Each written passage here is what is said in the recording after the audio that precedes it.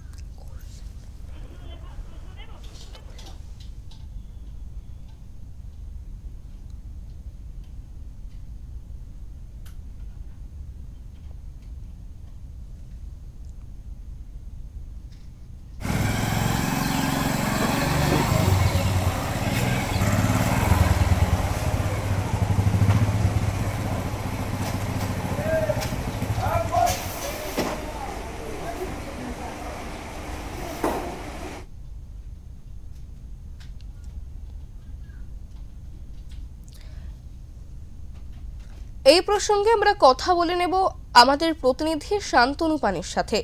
শান্তনু, মুখ্যমন্ত্রী আসার আগে জোর কদমে রাস্তা মেরামতের কাজ চলছে, কতটা সরকারি পরিষেবা পাচ্ছে ঘাটালবাসী?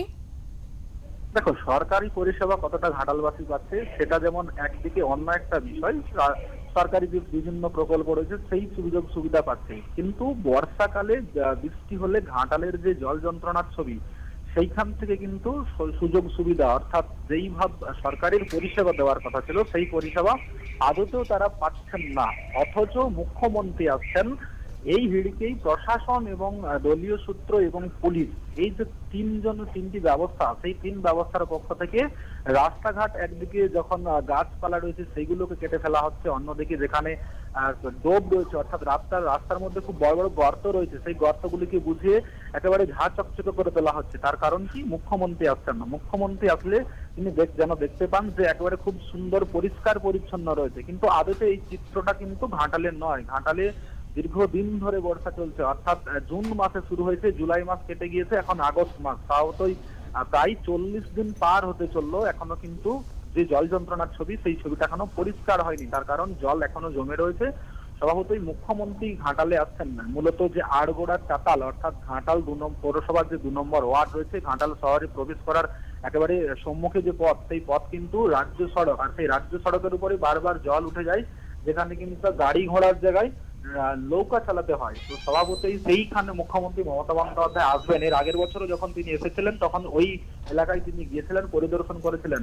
তো তখন সাধারণ মানুষ বেশ কিছু একেবারে সামনে পৌঁছে গিয়েছিল এবং তার অভাব অভিযোগের কথা সরাসরি মুখ্যমন্ত্রীকে জানাচ্ছিল, যাতে এইবারে সেই ঘটনার পুনরাবৃত্তি না ঘটে। পুলিশ প্রশাসনের পক্ষ থেকে ইতিমধ্যেই সেই যে এলাকা, সেই এলাকা পুরো কর্ডন করে ঘিরে দেওয়া হয়েছে, লোহার যে ব্যারিকেড রেলিং নিয়ে আসা হয়েছে, বাঁশ দিয়ে প্যান্ডেলের আকারে ঘিরে দেওয়া হয়েছে, যেরকম একটি সভা মঞ্চের সামনে ঘিরে দেওয়া হয় ভাগ করে, পাট করে 2 জন 3 জন, একই রকম ভাবে কিন্তু রাস্তার উপর জল জমে রয়েছে, সেই রাস্তা পরিদর্শন করবেন, অথচ সেখানে কর্ডন করে ঘিরে দেওয়া হয়েছে এবং একটি ত্রাণ শিবিরের করা হয়েছে, যেখানে বিভিন্ন ধরনের যে ত্রাণ বিলি করা হয়েছে সেই ছবি তুলে পোস্টার করে টাঙানো হয়েছে। অর্থাৎ মুখ্যমন্ত্রী আসছেন, তাকে দেখাতে হবে যে প্রশাসন এবং দলীয় পক্ষ থেকে কোনো ধরনের কোনো খামতি ঘাটালের মানুষজনদের এই বর্ষাকালে রাখা হয়নি, সেই চিত্রকে ফুটিয়ে তোলার চেষ্টা চলছে।